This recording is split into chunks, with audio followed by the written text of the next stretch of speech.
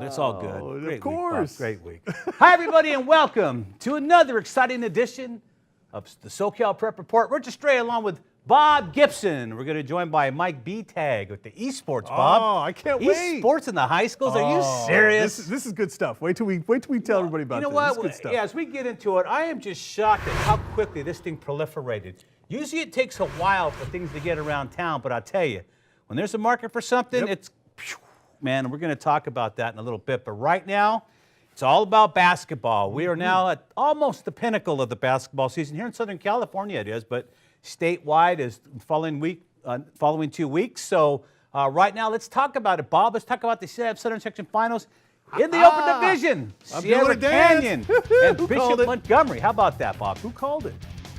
Who called this game? Me. That's who called it. Rosenblum didn't call this game? No, Randy had nothing on this. Me, myself, and I. 77-74, Sierra Canyon. Who told you? I told you. Bishop Montgomery was undefeated all season long, but they ran into the team that I think has more talent than anybody in the CIF Southern Section. That is Sierra Canyon, filled with the sons of former NBA greats. We've got the highlights to show you here. This one out there. We went. What did we go? 2 OTs. Is that Lizette? Double overtime. Unbelievable. Sierra Canyon got a tip to get it to overtime. They hit a shot at the buzzer to win the thing. Unbelievable. Bishop Montgomery gave them everything they had because they, don't forget, are the defending national champions, by the way. But this Sierra Canyon team, what did I tell you? They're gelling at the right time. They're coming together.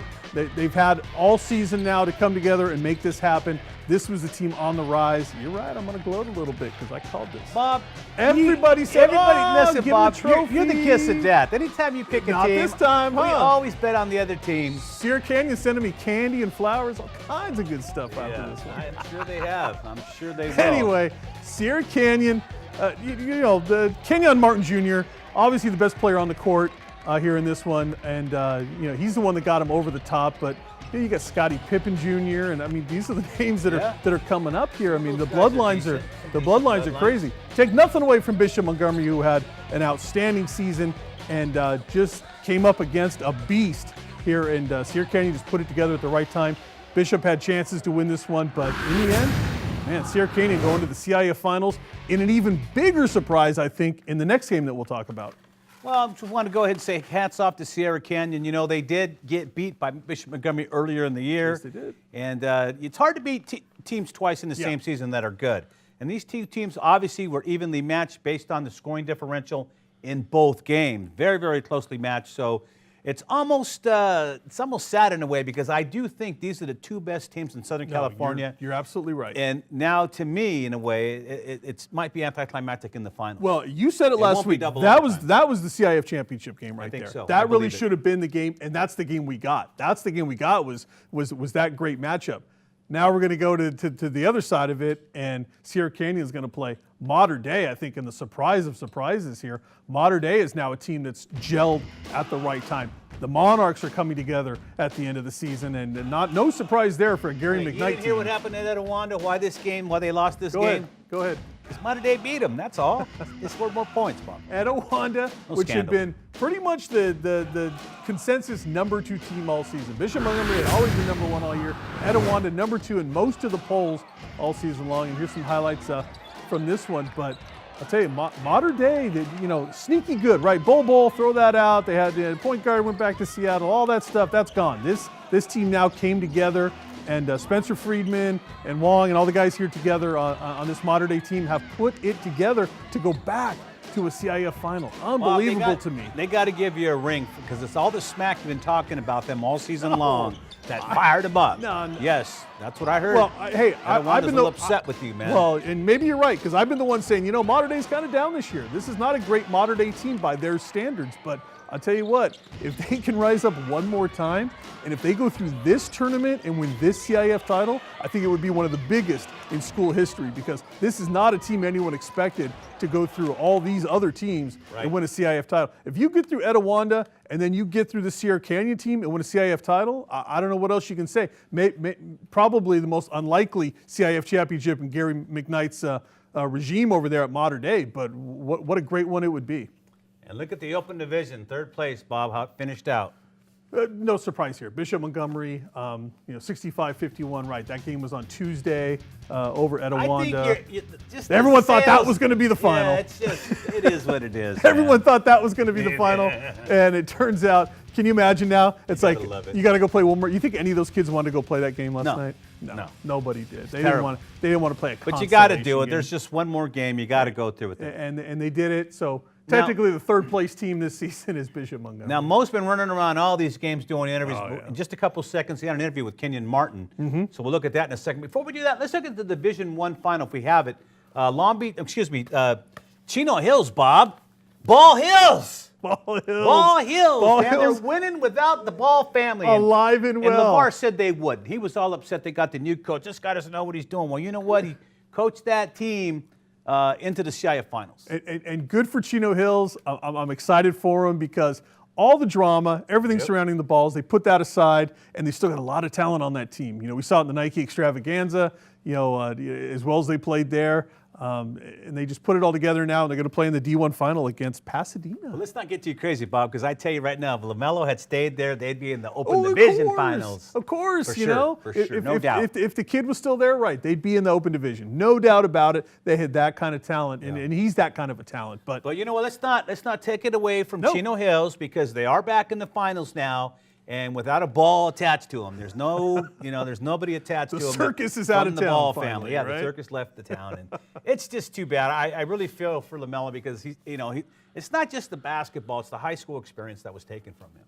Oh, yeah. Doesn't have it. No, he doesn't have it. And now, right now he's in a foreign country, playing. I don't know what he's doing.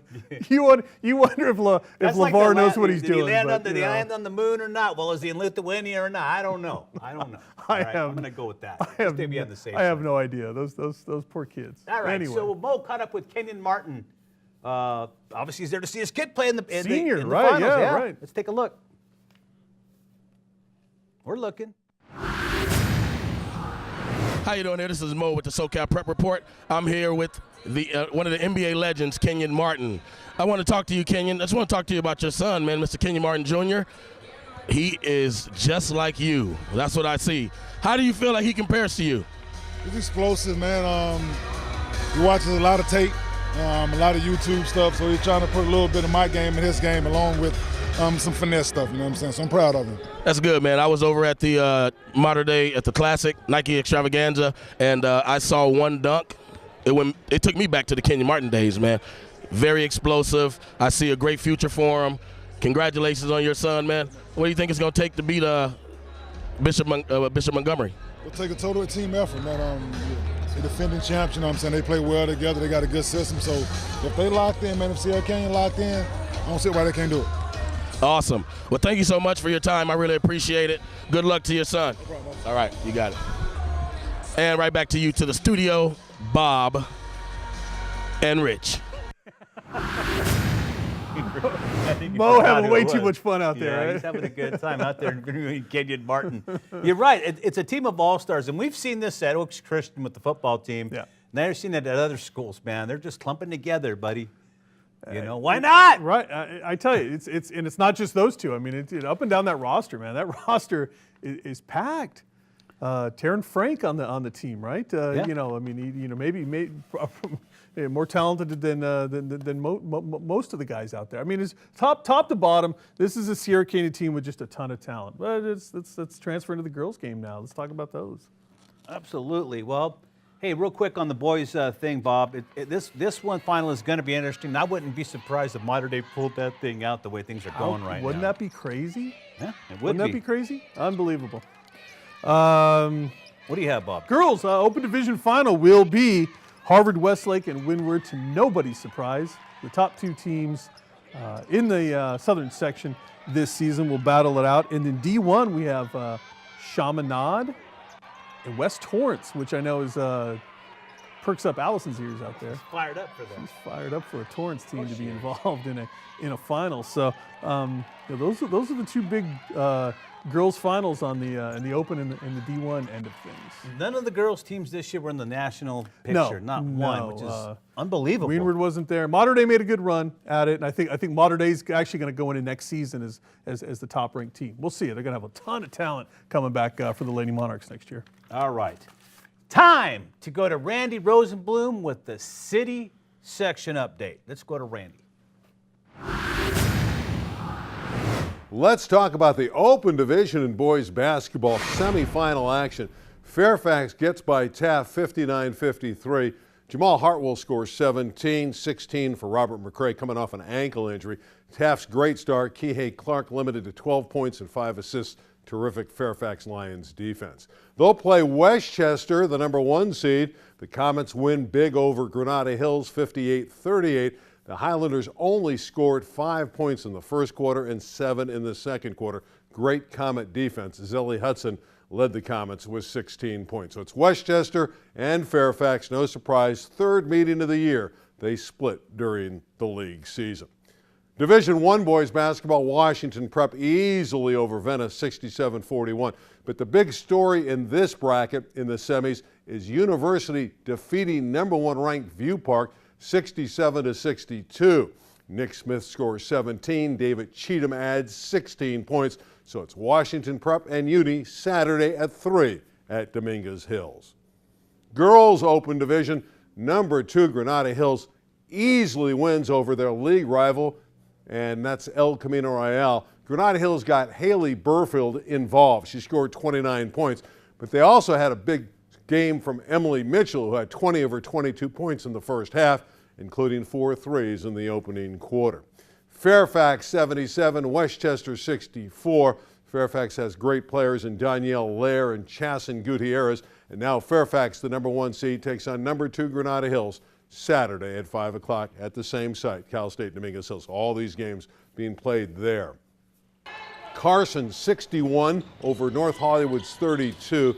No shock here. Carson way too strong as they win over North Hollywood. They forced 32 turnovers in the game. Carson is a very good basketball team out of the Marine League, and they are very dominant in Division I. They are the number 1 seed for a reason. They play great defense, evidenced by the 32 turnovers in this one. They'll play Legacy that beat Laces 56-45. Ariana Harper is a great player for the Tigers. She averages 18 points, 6 rebounds, and 5 steals per game. Number 1 Carson, number 2 Legacy, 1 o'clock. That's the opener Saturday at Dominguez Hills. Let's talk girls water polo. Eagle Rock does it again. They beat Palisades 9-8. That's the 6th title in 7 years. You know, at one point in this dynasty, they won 83 straight matches. They are by far and away the best program in the city section. Boys volleyball has their coaches poll. Palisades, as the season is about to begin, is ranked number 1. They have a great libero in Jeff Stewart. Marcus Partain is a terrific setter.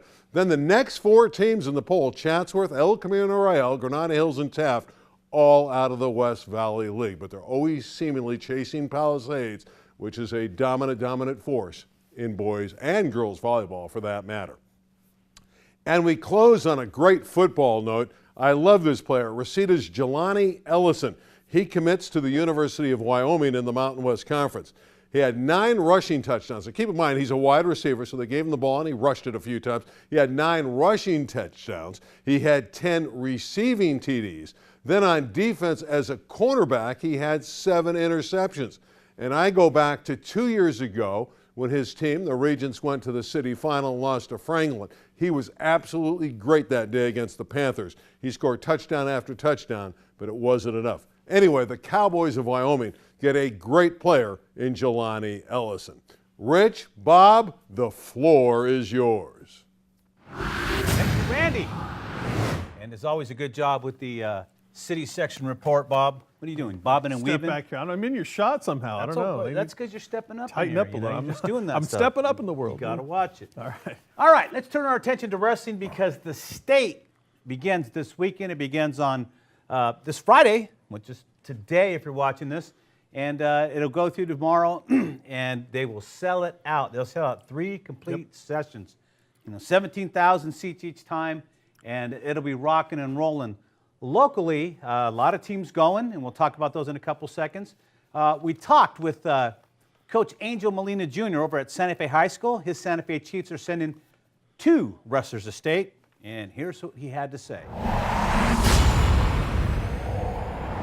We're here with Coach Angel Molina Jr. And Coach, first of all, congratulations. Thank you. Third year in a row you guys took league, and you guys made a great showing at the Masters this year, sending 5 wrestlers. Yes.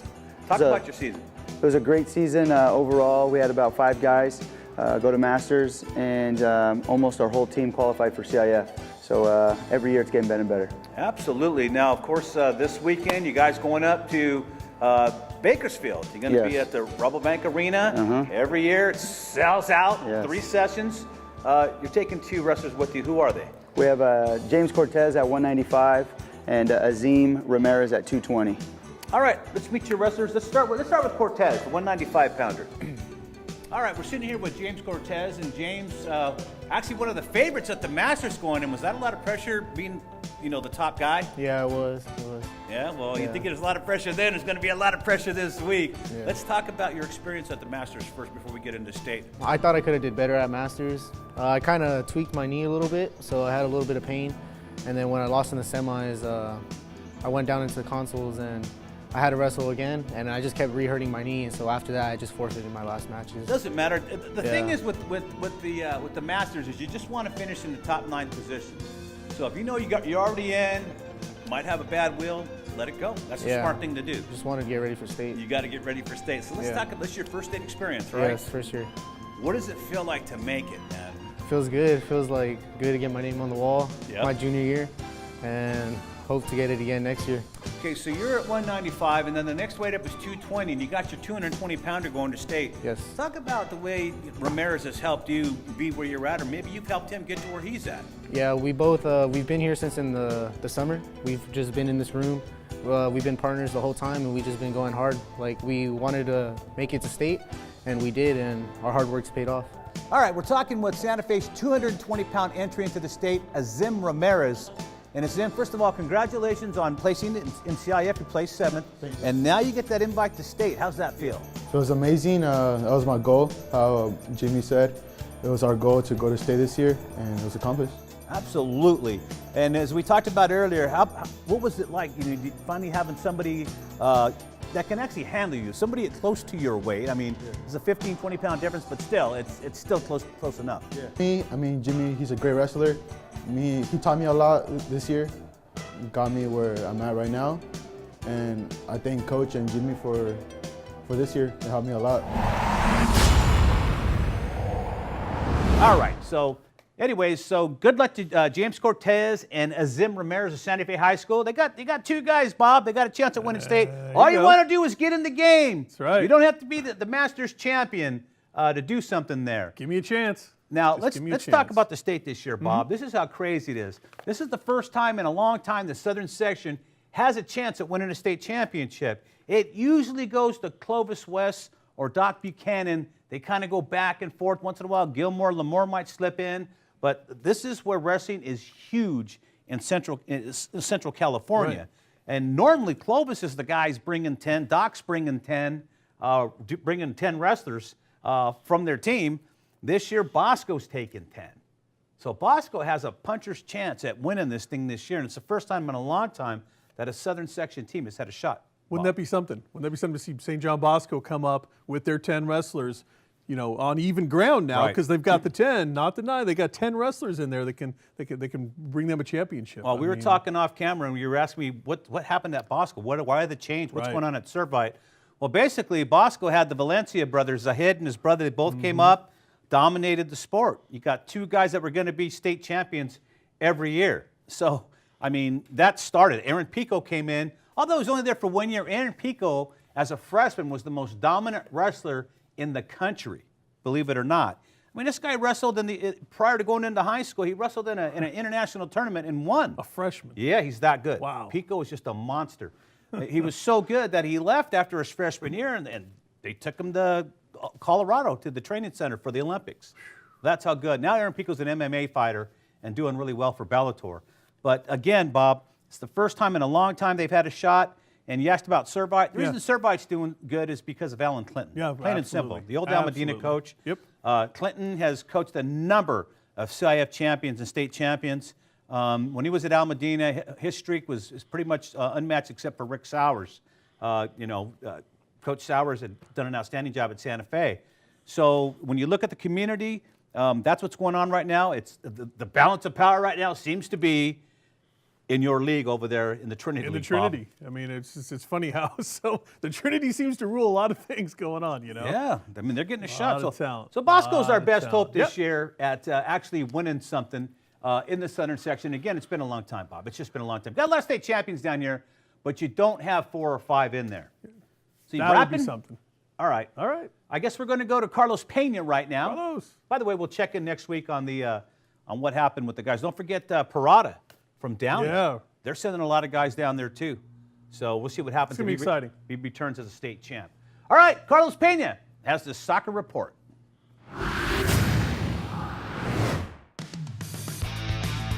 Hello, folks, and welcome to this week's SoCal Prep Report. I'm Carlos Peña, and tonight it's CIF Soccer Playoffs. Let's get right to it. Starting us off with Division 1 is J. Sierra and Santa Margarita. J. Sierra, with a bit more experience, may come out with a win. Division 2, we have Temecula Valley and San Luis Obispo. San Luis Obispo had a tough road, but Temecula also was in the middle of the pack and won easily over Cypress, who was in the upper brackets.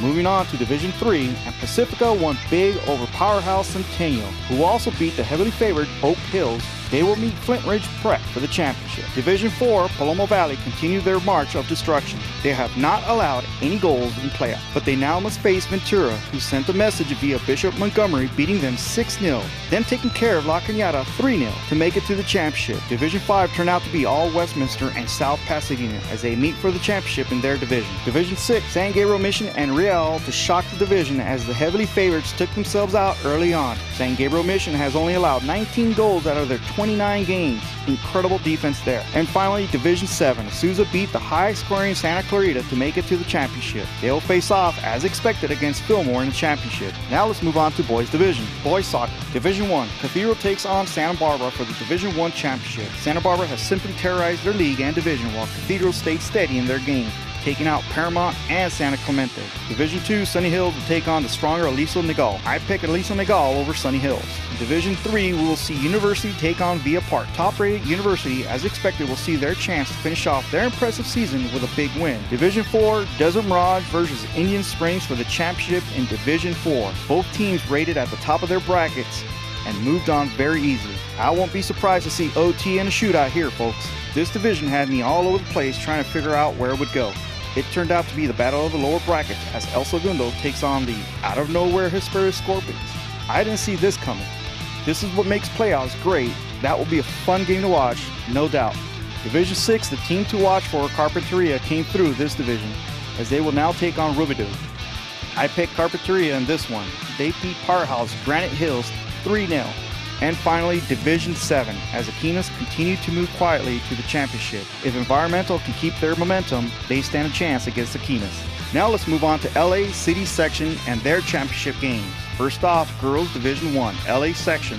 El Camino Real will take on Palisades. El Camino slid down the brackets as they expected. Moving on to Division 2, Eagle Rock and Narbonne. We'll just leave this one right here for now. Both high-power schools. Can't say anything else about them. Division 3, as previously predicted, it will be Marquez and Westchester for the championship in this one. Number 1 faces number 2. Marquez tends to hold steady throughout their matches, and Westchester picks up speed in the second half.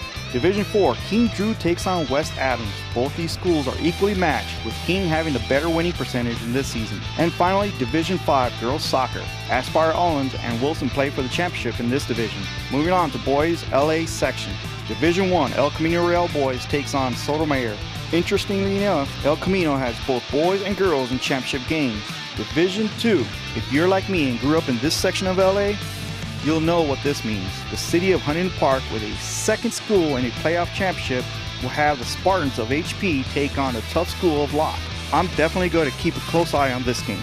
Division 3, Smith Tech takes on Robert F. Kennedy Community. Take your pick if you want, but I'm going with Smith Tech. Division 4, number 1, San Pedro takes on number 2, University. The Wildcats of University have the advantage here as they have the better numbers and hold their performance levels throughout the game. Division 5, and as I said last week, Division 5 is Torres Toulouse. Both these teams finish in the lower areas of their league, but have peaked at the right time. We are in championship mode all over Southern California. Good luck to all these teams. It's been a long season, lots of great athletes out there doing their best. Rich, Bob, that concludes this week's SoCal Prep Soccer Report. Back to you in the studio. All right. Man, I never thought that report was going to end. How about you, Wow, Bob? a lot of Come soccer on, going man. on, a lot you of were complaining about the soccer. names of some of those schools. Some of those schools don't exist. Listen. I'm convinced. Just let it go now. Mike All Beteag, right, come on Beteag, up. come on from out. eSports. Don't trip over anything. Come on, do the lap, baby. Coming in. Got it. Yes, coming in. sirree. Coming in Mike hot. Beteag, Coming in Mr. hot. Athlete. Gentlemen. There he is. All right. Good to see you. Good to see you. Mike Beteag represents eSports right now of Orange County. Now, what is this? Why is it at the high school level? Okay. And is so it really going to be proliferated across the country next year? I believe so. Yeah, you're I mine. think it's up and coming. But what we have going on, for those of you who don't know, esports or electronic sports have to do with games being played on computers, multiplayer games and competition. And what's happened is this has become a thing. 300 million people watched esports last year. Yeah, I know. Wait, did you say 300 million? 300 million people watched esports last year. I saw that piece on ESPN, man. It was ridiculous. It was amazing that they sell out 25,000-seat arenas. You see in arenas, Asia. you see professional players making over $1 million. Yeah, unbelievable. And why does the SoCal Prep Report care about this, you ask? Well, because right here in Orange County, the Orange County High School Esports League just started their inaugural season this year. An actual league A of league. kids getting together, playing schools against schools, Schools game against game. schools. There are 25 high schools participating with 37 teams, multiple teams coming from multiple schools. Okay. And they're in their 5th week. It's an 8-week program, and they're coming up in April for the tournament, which will be held at the Santa Ana Esports And Arena. this is like a beta test with Orange County right now, right? Because This it's is- going to go statewide next year. That is I already correct. know this. So there's a lot of folks backing this. So the Samueli Foundation is the primary funder of this activity, but the UCI esports program is helping run the UC entire Irvine. thing. That's Yep. correct. And so what's happened is they started with Orange County. They're getting momentum. They're getting all the bugs worked out. But yes, for next season, they're looking to take this statewide. And the key is it's not just about the esports itself. They're wrapping around STEM education with this. They're building curriculum around this. Well, it's like science fairs and stuff like that, Absolutely. and athletics. You know, there's always something bigger, better, and they want to bring the best together and have them That go is at correct. it. This is no different now, gaming. No, it is no different. And in fact, they're looking at to transition folks to get them jobs in this field. Because again, this was a $500 million industry last year. It's going to be $1 billion industry next year. Scratches the surface. Yeah, it's going crazy right now. So the key is that you have this inaugural league, you have teams that are out there competing, and right now we have 3 undefeated teams still out there: Valencia, Fountain Valley, and La Quinta, right? And La Quinta. That did is my correct. homework. Very good. Bob Yes, there. which are our top 3 big seeds gamer. currently in that league. But further, Bob, I understand you talked to somebody from Mater Dei involved in this I program. talked to the coach over at Mater Dei just today, as a matter of fact, and they're excited about it. They're the only private school in this Orange County League right now, but you know they're saying that they're seeing so much growth in this, right? The growth process, and the most exciting part about it was Mater Dei. They have their spring sports rally. They were including the esports teams in their spring sport. What does that say? ridiculous. So of all the great baseball and softball programs there, national title contenders, You're going the to start esports recruiting team is esports kids included. now? Are you kidding me? Absolutely. Absolutely. At the Say college it level, so. it's going on today, right now. And the key is again, this is the first season, and you're going to see so many more folks get involved. Okay. Go ahead. Don't mean to interrupt you, but when are the playoffs? Where are they at? Because we're up against it. Okay, absolutely. So in April, we have coming up, the quarterfinals are April 14th and 15th at the Santa Ana Esports Arena, Okay. the actual facility. And then the finals themselves will be on April 28th, and they're bringing a bunch of folks and vendors down. It's going to be quite an event, looking for press and all those kind of things. All So right. Well, very we'll exciting. promote once you get to the playoffs. Right now, it's just league stuff. We're not interested, right, Bob? Right. 2 years from now, what is this going to look Really? like versus today? I was just kidding. Real quick. Well, look, the Samuel Foundation did this with hockey 5 years ago, Right. high school hockey, and there are over 50 teams now. My guess, this will be 250, 350, 400 teams in 2 years, Wow, honestly. that's amazing. They're putting a lot of resources. They're doing a great job with this Jump league. on board. It's here to All stay. right. Esports. OC Esports, OCHighSchoolEsports.org. Check it out, please. There's their social media across the bottom. Right down there. Bob, I get my coat back from him next week. You stole it from me. On behalf of Bob Gibson, Mike in the Beteag, back. I'm Rich Estrella saying so long from your friends here at the SoCal Prep Report. Thank you very much.